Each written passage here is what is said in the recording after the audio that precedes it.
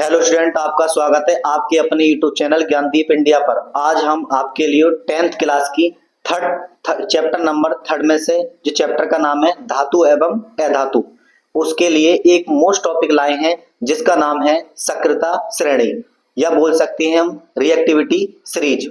तो पहले हम इसकी देखेंगे डेफिनेशन, थ्योरी, इसके बारे में पढ़ेंगे तथा इसकी सारणी भी देखेंगे। तब हम स्टार्ट करते हैं अपना टॉपिक। देखते हैं सभी धातुएं। अब धातु किसे कहते हैं? धातु वे तत्व होते हैं जिन पर कैसा चार्ज पाया जाता है? धनात्मक। कैसा चार्ज पाया जाता है? धनात्मक, या जो इलेक्ट्रॉन त्यागने की प्रवृत्ति रखते हैं धातु कहलाते हैं। तो सभी धातुएं एक समान रूप से अभिक्रियाशील नहीं होती। कैसी नहीं होती? अभिक्रियाशील। कुछ धातुएं दूसरी धातुओं की अपेक्षा अधिक अभिक्रियाशील अथवा सक्रिय धातु होती है, जो धातुओं को आसानी से इलेक्ट्रॉन त्याग कर धनायन देती हैं। धनायन का मतलब है जिन पर धनात्मक चार्ज पाया जाता है, उन्हें क्या बोलेंगे हम? धनायन। वे कम क्रियाशील होती हैं। कैसी होती हैं? कम क्रियाशील।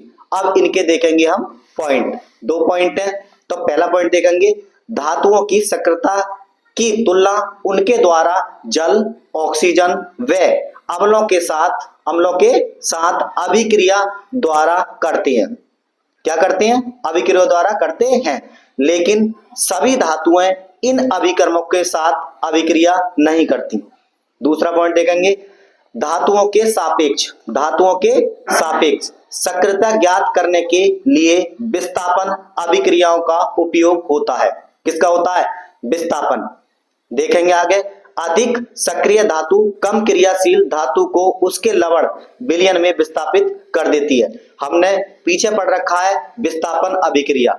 जो अधिक क्रियाशील धातु कम क्रियाशील धातु को क्या कर देती है? विस्थापित कर देती है या विस्थापन कर देती है।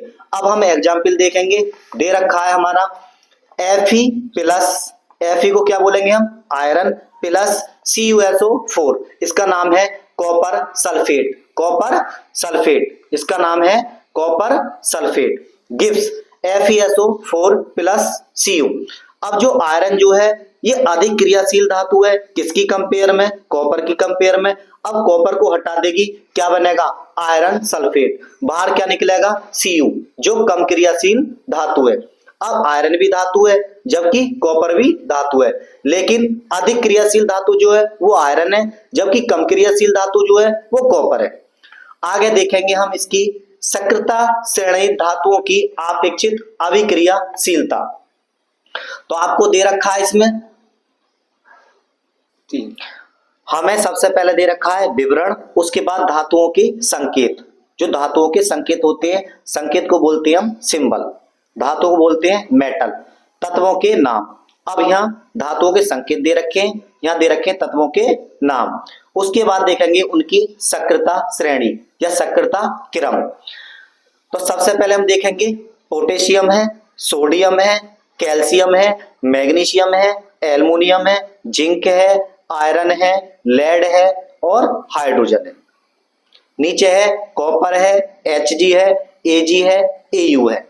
अब Ag जो है मरकरी है, Hg जो है मरकरी है, Ag जो है सिल्वर है, Au जो है वो गोल्ड है। गोल्ड माने सोना।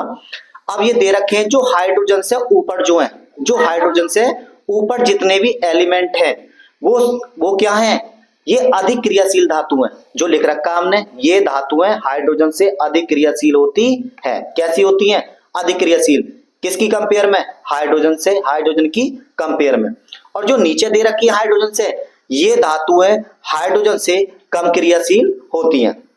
दोबारा देख सकती है, K जो है पोटेशियम है, Na जो है सोडियम है, Ca जो है कैल्शियम है, Mg magnesium, Al aluminium, Zn zinc, Fe iron, Pv lead, H hydrogen, Cu copper, Hg mercury, Ag silver, Au gold या सोना बोल सकते हैं। आगे देखेंगे उनकी सक्रियता। तो सबसे अधिक सक्रिय धातु या सर्वाधिक अभिक्रियाशील धातु, तो इनका क्रम बताया गया। अगर हम ऊपर से नीचे की ओर आएंगे तो कम क्रियाशील की ओर जाएंगे। किसकी तरफ? धातुओं की तरफ। अगर नीचे से हाइड्रोजन से नीचे से ऊपर जाएंगे तो वो होगा अधिक क्रियाशील धातु। हम देख सकते हैं एग्जाम्पल, हमने ये ले रखा है, देखो एग्जाम्पल के तौर पर ये ले लिया हमने Fe। क्या ले लिया? Fe। तो किससे ऊपर है? ये किससे ऊपर है? हाइड्रोजन से ऊपर है, दे रखा है। उसके बाद हमने 1 बिलियन ले लिया किसका? कॉपर सल्फेट का, CuSO4। अब कॉपर सल्फेट कॉपर जो है वो हाइड्रोजन से नीचे है, तो अधिक क्रियाशील कौन होगा? आयरन। कम क्रियाशील कौन होगा? कॉपर। तो देख सकते हैं अधिक क्रियाशील धातु जो है वो कम क्रियाशील को क्या कर देगी? विस्थापन। क्या बनेगा? ये बनेगा FeSO4 प्लस Cu। ठीक है। अब आयरन जो है कॉपर सल्फेट के विलयन से विस्थापित कर देगी, इसका नाम है आयरन सल्फेट, इसका नाम है कॉपर सल्फेट, इसका नाम है आयरन, इसका नाम है कॉपर, जो हमने एग्जाम्पल में दे रखा है। ये आयरन है plus CuSO4 gives FeSO4 plus Cu। ठीक है, तो आगे देखेंगे। अब देखेंगे सक्रियता श्रेणी के मुख्य अभिलक्षण। सक्रियता श्रेणी के मुख्य अभिलक्षण, तो पॉइंट दे रखे 5 पॉइंट है। तो पहला पॉइंट देखेंगे हम, सक्रियता धातु के आधार पर, जो सक्रियता धातु जो है, जो सक्रियता श्रेणी दी गई है, जितने उसमें धातु हैं उनके आधार पर यह बताया जा सकता है कि किसी धातु की किसी अम्ल जल या धात्विक लवण से अभिक्रिया संभव है या नहीं। जो हमारी सक्रियता श्रेणी जो है ये बताती है कि अम्ल है, जल है या धात्विक लवण है, ये अभिक्रिया कर सकते हैं या नहीं कर सकते। दूसरा पॉइंट देखेंगे हम, सक्रियता श्रेणी में हाइड्रोजन से ऊपर रखी गई धातुएं, जो हाइड्रोजन से ऊपर रखी गई धातुएं वो कैसी हैं? सक्रिय धातुएं कहलाती हैं, जबकि हाइड्रोजन से नीचे रखी गई धातुएं कम सक्रिय या अक्रिय होती हैं। क्या होती हैं? कम क्रियाशील बोल सकते हैं, या अक्रिय बोल सकते हैं, या कम सक्रिय बोल सकते हैं। ठीक है। तीसरा पॉइंट देखेंगे, कम सक्रिय धातु, जो कम सक्रिय धातु है हाइड्रोजन से नीचे जो हैं, वो अपने से अधिक सक्रिय धातु को उसके विलयन से विस्थापित नहीं कर सकती। जो हाइड्रोजन से नीचे जो धातु रखी गई है और जो हाइड्रोजन से ऊपर धातु है, तो वो अपने विलयन से विस्थापित नहीं कर सकती। अगला पॉइंट देखेंगे, 4th पॉइंट, सक्रियता श्रेणी में कोई धातु अपने नीचे रखी धातुओं को उसके जलीय विलयन से विस्थापित कर देती है। आपके लिए Fe plus CuSO4 gives FeSO4 plus Cu। जो आयरन जो है वो अधिक क्रियाशील धातु है, जबकि कॉपर सल्फेट का जो विलयन जो है उसके विलयन से विस्थापित कर देगी और बनेगा आयरन सल्फेट।